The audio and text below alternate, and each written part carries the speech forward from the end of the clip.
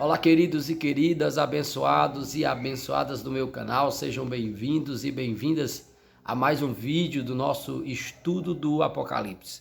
No vídeo de hoje nós vamos estudar o capítulo 3, entramos aí no capítulo 3. Se você ainda não é inscrito no canal, se inscreve aqui embaixo, tá? Ativa o sininho, dá o like, compartilha e deixa o teu comentário. Vamos orar?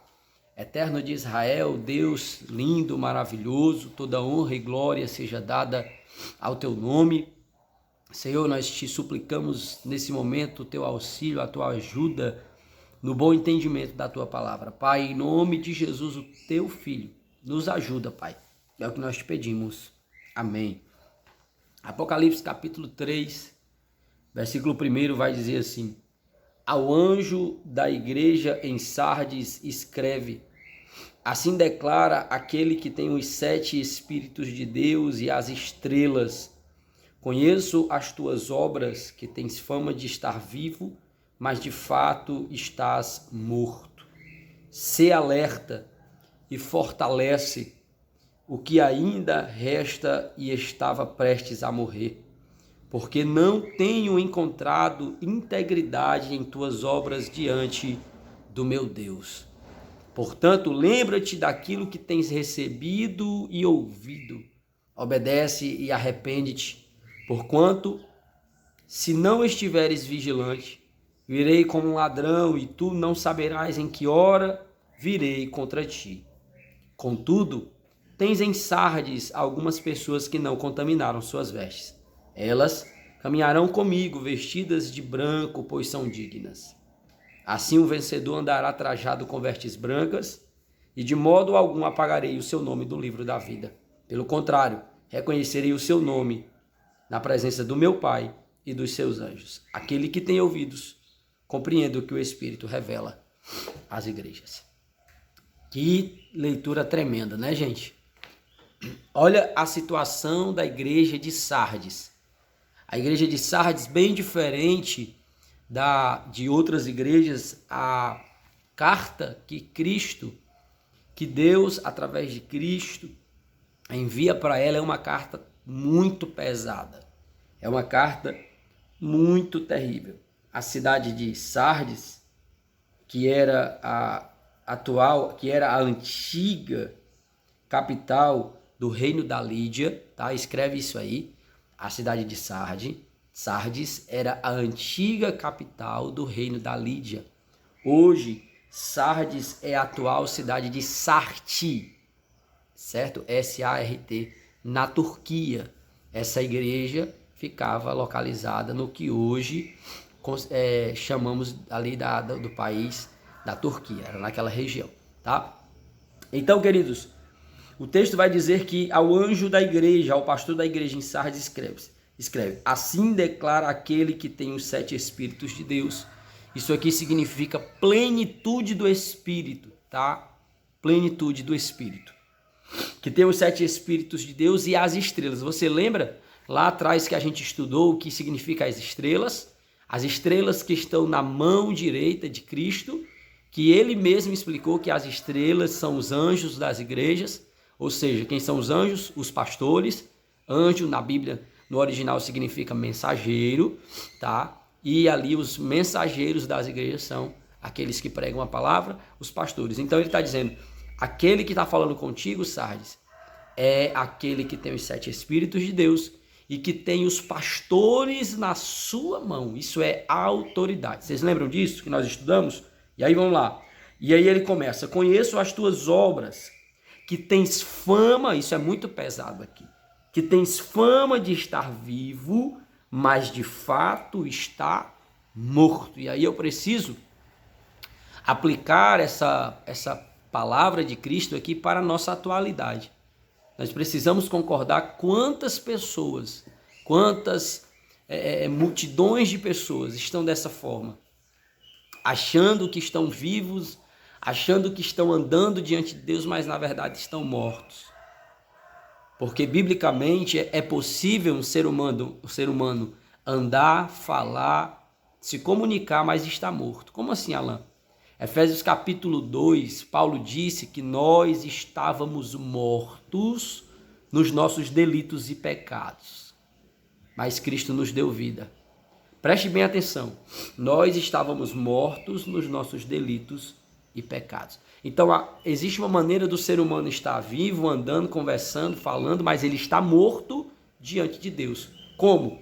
Quando ele está vivendo na prática do pecado. Então, quando as pessoas estão no meio da igreja, estão frequentando a igreja, mas que na verdade essas pessoas estão mortas. Tem fama de estar vivo, mas está morto. E olha a expressão que Cristo usa com a igreja de Sardes.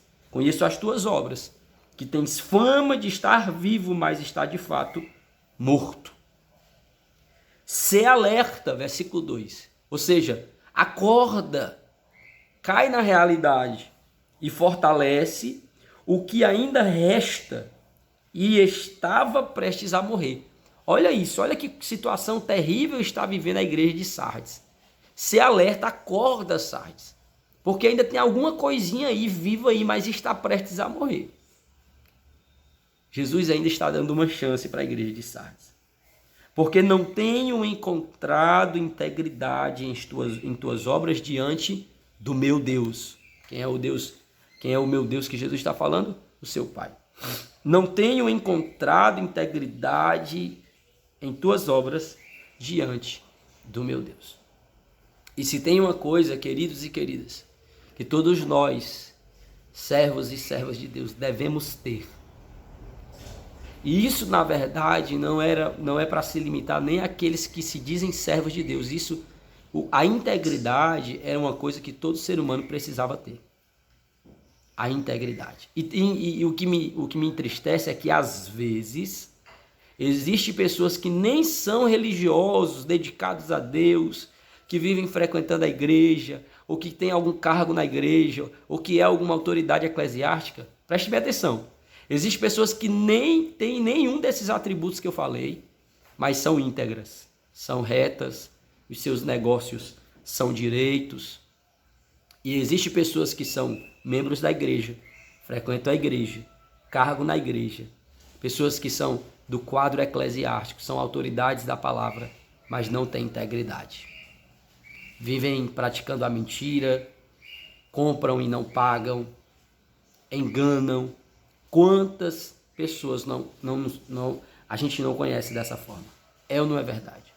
E aí, Cristo está dizendo para a igreja de Sardes: não tenho encontrado integridade em tuas obras. Olha isso, integridade em tuas obras. Ou seja, não tenho encontrado integridade naquilo que tu tem feito diante do meu Deus.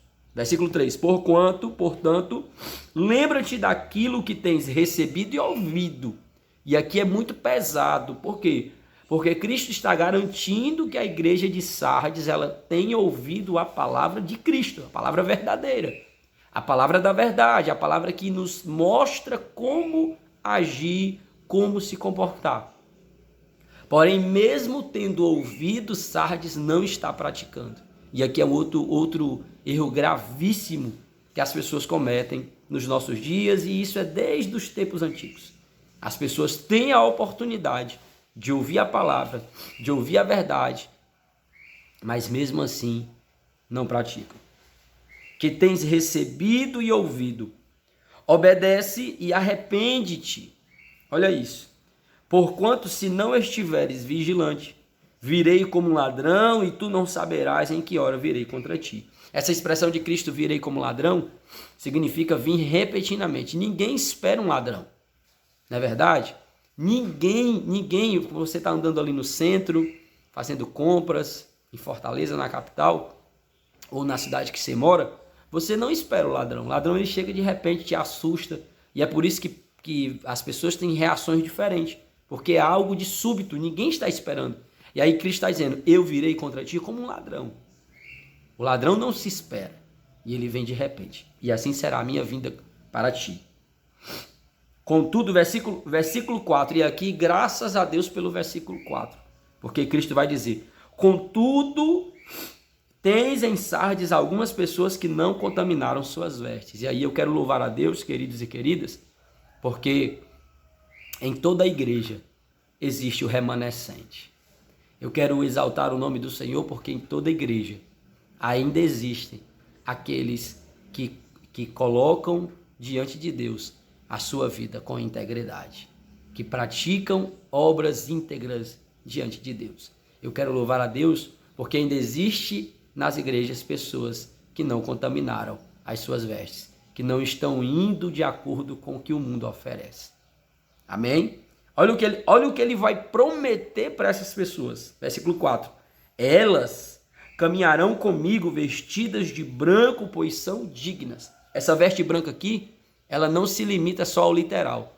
Essa veste branca aqui significa exatamente honra. Essa veste branca significa santidade. Lá na frente, lá nos capítulos que nós iremos ler lá na frente, o texto bíblico vai falar que a veste branca significa as obras de justiça dos santos. E aí, Jesus está dizendo que esses tais andarão vestidos de branco, pois são dignos, eles são dignos disso. Versículo 5. Assim, o vencedor andará trajado com vestes brancas. Olha que promessa linda.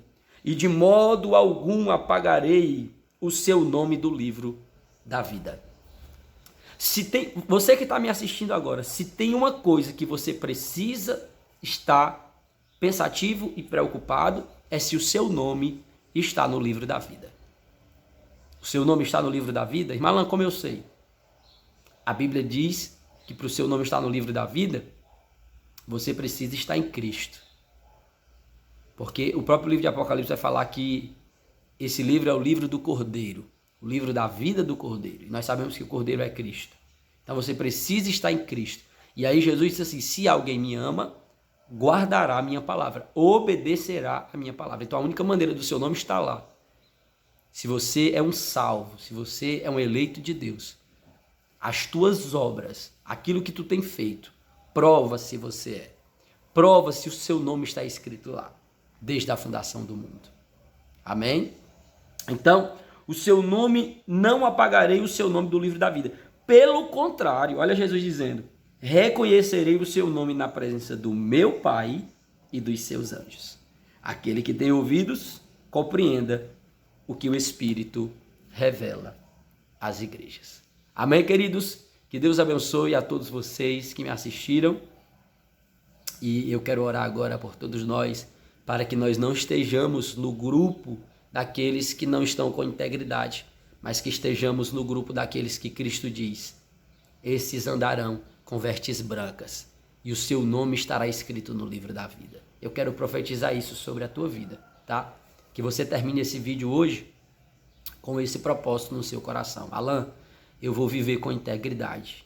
Haverá integridade em todas as áreas da minha vida, porque eu quero um dia andar vestido de branco ao lado do meu mestre.